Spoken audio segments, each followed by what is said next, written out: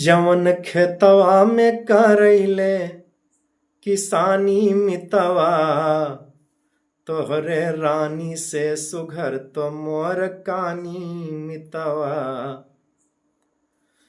जवन खेतवा में करैले किसानी मितवा, तोहरे रानी से सुघर तो मोर कानी मितवा।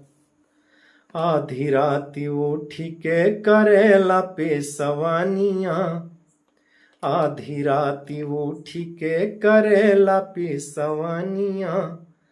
हो त भरवई करेले सानी पानी मितवा, हो त भरवई करेले सानी पानी मितवा। तोहर रानी से सुघर तो मोर कानी मितवा, तोहर रानी से सुघर तो मोर कानी मितवा। कि हरवा जोताई जब जाई हम सिवाना, खेतवा काटाई जब जाई हम सिवाना।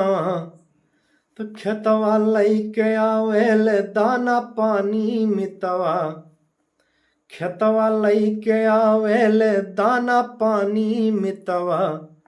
तोहर रानी से सुघर तो मोर कानी मितवा, तोहर रानी से सुघर तो मोर कानी मितवा।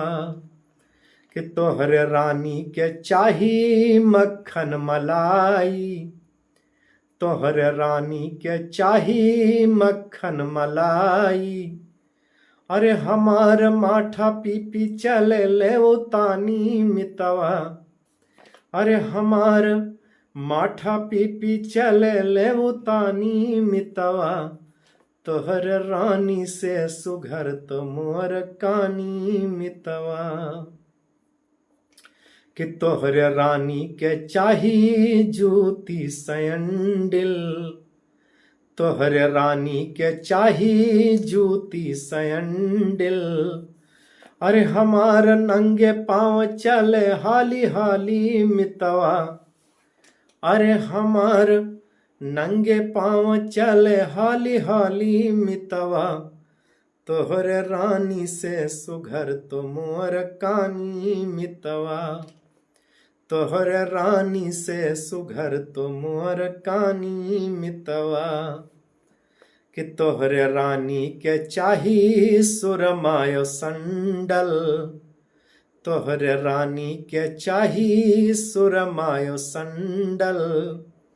अरे हमार दूरी ऐसे दिखे काली काली मितवा, अरे हमार दूरी ऐसे दिखे काली काली मितवा।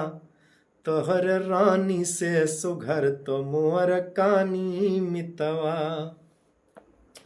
कि तोहर रानी के चाही सोनायो चांदी, तोहर रानी के चाही सोनायो चांदी।